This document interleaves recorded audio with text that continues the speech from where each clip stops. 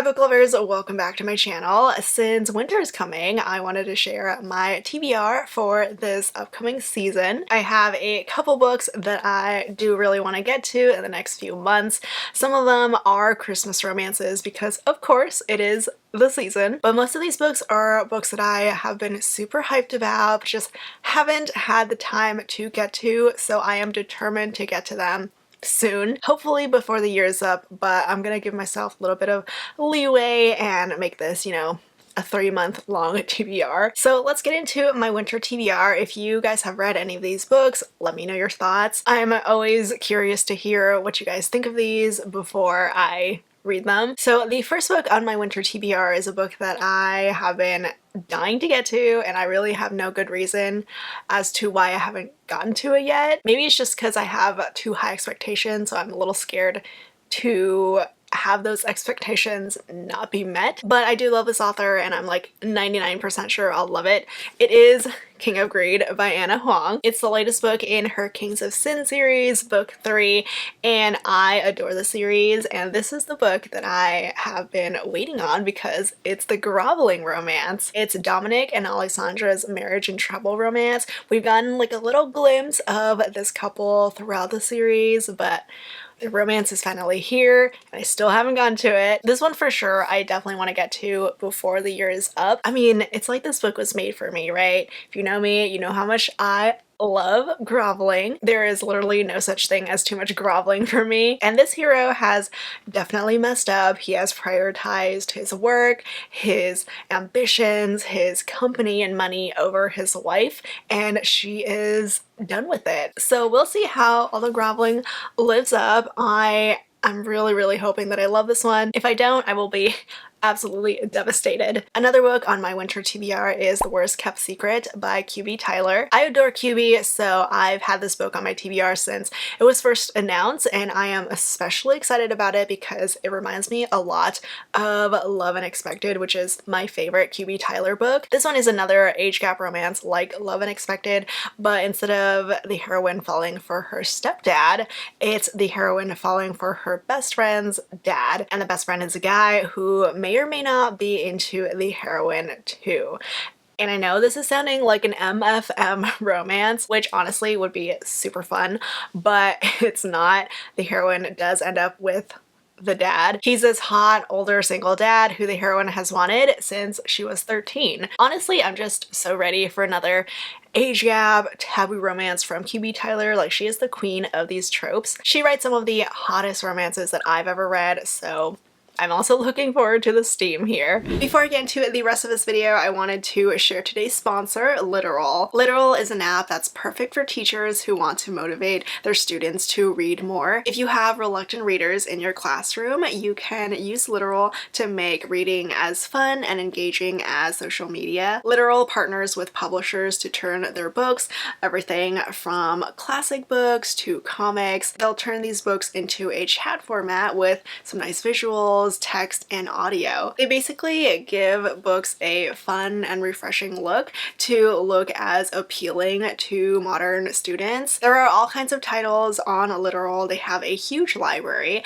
but you can also find books that will fit with your curriculum. So if you want to get your students to read more, check out Literal. I'll leave a link in my description for you to sign up. A big thank you to Literal for sponsoring today's video. And then for an upcoming winter release that I am very intrigued by, that I definitely want to read, is This Spells Love by Kate Robb. It's a debut from this author. It's coming out at the beginning of December and I love the sound of it. It was in my latest book haul and I remember being so intrigued by the premise of it. It's about a heroine who casts a spell that goes wrong and she enters this alternate universe where she never dated her ex and her best guy friend has no idea who she is. And apparently the only way to reverse this spell is for the heroine to get her former best friend turned stranger to kiss her. So it's like friends to strangers to lovers, but in general, I love a good friends to lovers romance.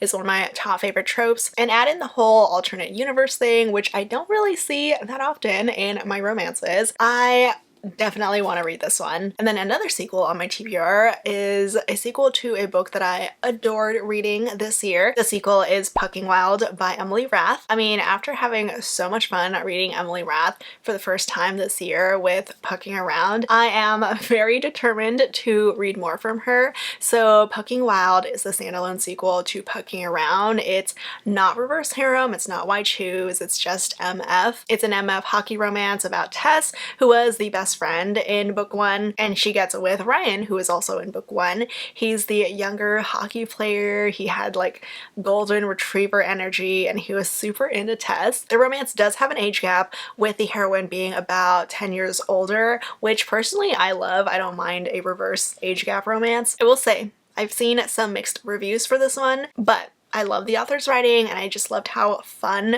Pucking Around was to read. So I'm hoping I'll have just as much fun with this sequel. Next up, I do have a 2024 release that I am desperate to get to. It is none other than Bride by Hazelwood. I do have the arc of it on my Kindle, but I'm getting the paperback arc in the mail like this week. So I will be waiting by my window this entire week for it to arrive. I am a total Allie fangirl and I am beyond ready to read her very first paranormal romance. I mean, I was shook when she announced that this book existed. She kind of teased about it during our live interview a couple months ago for Love Theoretically. She was like, there's a child in it, and I'm like, okay. If you missed that interview, it is up on my channel though. So Bride is a marriage of convenience romance between a vampire heroine and a werewolf hero. It doesn't get any more classic PNR than that, right? The heroine is the daughter of the most powerful vampire councilman. The hero is the alpha of his pack. They have to get married for a peacekeeping alliance, and I am so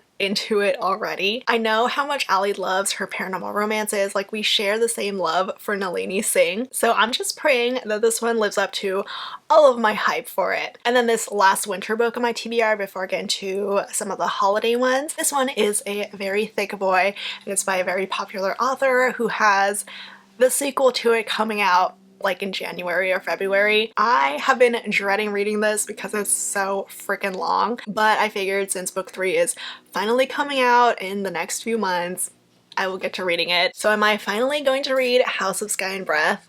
Probably. Kind of forgot that I still needed to read it until I was going through the 2024 releases and I saw that book 3 was already coming out so soon. But I will make myself read this gigantic thing, even though I barely remember what happened in book 1, besides my favorite character dying in that one and me just not being sold on Bryce and Hunt, their romance, just yet. I probably should look up a recap of book 1 because I definitely am not going to reread that 800-page behemoth. But if anyone wants to recap that book for me, that would be great. In general, I do like SJM. Like, I love the ACOTAR series, but I just can't deal with having to read another 800-page book again. Am I still going to get to it though?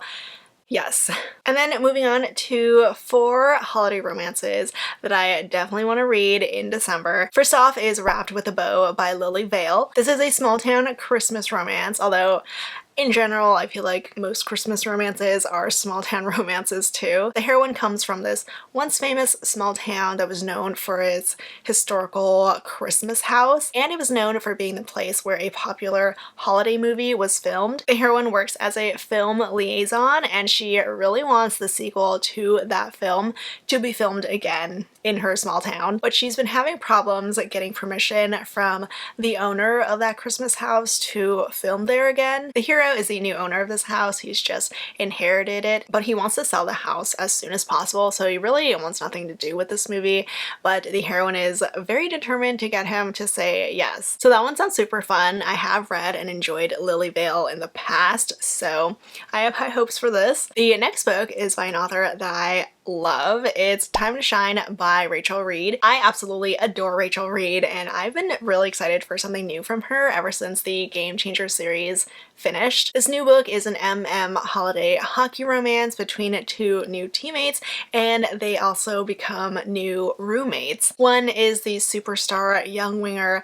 Do I know what that position actually is? No. And the other has just been called up to be the backup goalie. So they're new teammates, and then they become become roommates when the backup goalie needs a place to stay and he stays with the young winger. It sounds like it's gonna be a grumpy sunshine romance as well, and I just can't wait to get to it as one of my holiday romances. And then I do also want to read Faking Christmas by Carrie Winfrey. This is a fake dating holiday romance. The heroine works for this magazine, and after a little misunderstanding, her boss thinks that she owns a farm that's actually owned by her twin sister, and now her boss has just invited himself over to the farm for the holidays. So now not only does the heroine have to pretend she runs this farm and doesn't just run its social media, she also has to pretend that she has a very loving husband, and the only candidate she can find to play her fake husband is her biggest nemesis, who is also staying at the farm. And apparently they all get stuck together in a snowstorm at this farm because of course they do. The premise of this one just sounds so funny and cute to me, and I mean, I'm kind of a sucker for the whole fake dating thing, the nemesis, and the snowstorm. And then the final holiday romance that's on my winter TBR is Big Nick Energy by Morgan Elizabeth. I loved 'Tis the Season for Revenge last year. That was Morgan Elizabeth's last Christmas romance, and Big Nick Energy is set in the same series, like the same world, but it's a standalone. It basically says all the tropes on the back. It's a single mom, cowboy, low angst, she's grumpy, he's sunshine, roleplay rom-com. So the heroine is a single mom who matches with a guy on Tinder, and she goes over to his dad's house with him for Thanksgiving, and the dad's house is actually a Christmas tree farm and ranch. So she does end up falling for her date's older dad, and yes, his name is Nick, and he sounds so adorable. I can't wait to read him. Like, he tells her daughters about the magical elf on a shelf, and she gets annoyed because now she has to actually do that. But it sounds so sweet because he feels bad about it and drives 2 hours every night to her house to help set up the elf on a shelf for her girls. And that's it for my winter TBR. These are the books that I really want to get to these next few months. I'm hoping to get to most of them in December. We'll see how well I do and how many I have to push off to 2024. Again, if you've read any of these books, let me know your thoughts. And if you celebrate Thanksgiving this week, happy Thanksgiving. As always, links to everything will be down in the description below. Thank you so much for watching, and I'll see you all next time. Bye!